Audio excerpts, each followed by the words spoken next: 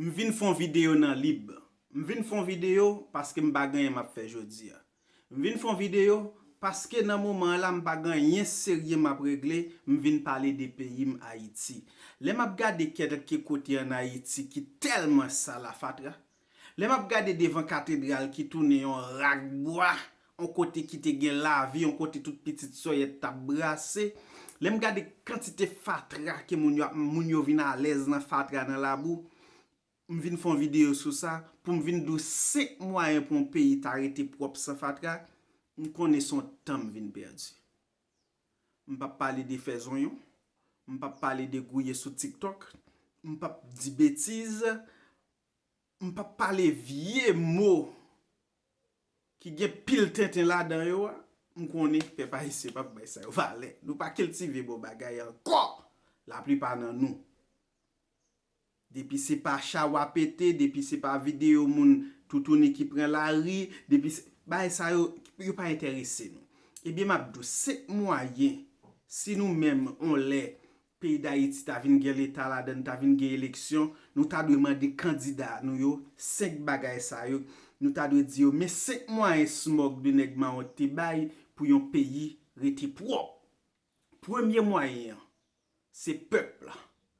Peuple a doué pas jeter fatra dans la rue. Premier moyen, c'est nous-mêmes peuple.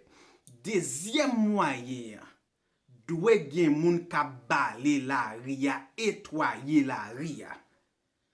Si, premièrement, nous pas jeter fatra dans la rue, deuxièmement, gen moun ka bale la ria, si oti fatra ta sorti, oti pied bois, on ti moun ta jete ton bagay sans parent, pas getan ouais pour le ramasser. Et bien, deuxièmement, nous gen moun ka bale la rue, propre la rue. Troisièmement, nous ta dwe gagner moun qui disponible machine poubelle qui pour ramasser fatra dans la rue, fatra que moun bale dans la rue et fatra que moun qui gen la caillou qui mette devant porte yo pour machine fatra passer prend. Et ça doit faire chaque jour bon Dieu mette, c'est pas une fois par mois.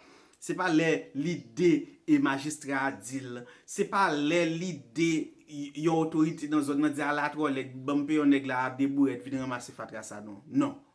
C'est rôle l'état. Quatrièmement, c'est haïtien doit conscientiser pas jeter fatra dans la rue, c'est yon, mais l'elle prend conscience li connaît c'est environnement l'absal. C'est lui-même la fatra sa yo pral fait malade dans 5-10 ans pral pour mauvaise infection. Son petit li pral fait qui ka pour mauvaise infection dans fatra santé sa yo, de l'eau sale, de l'eau santé sa yo, kote pral dépenser grain gel l'hôpital. L'elle conscientise li connaît qu'elle doit vivre dans un environnement qui propre, qui sain, qui senti bon. Eh bien, li pa jeter fatra dans la rue. Quatrièmement, cinquièmement, c'est l'État haïtien qui doit prendre responsabilité en main pour le punir, pour le bail bâton, mettre en prison, faire payer amende. Tout le monde qui t'a violé loi ça yo k'ap jeter fatra dans la rue. Ou bien yon moun qui la kayo ou cherche un tirage ou bien un bon rivière pour voyer fatra jeter ou pas quitter temps pour machine fatra vinn passer prendre chaque jour ou même tout qui yo paye pour balayer la rue.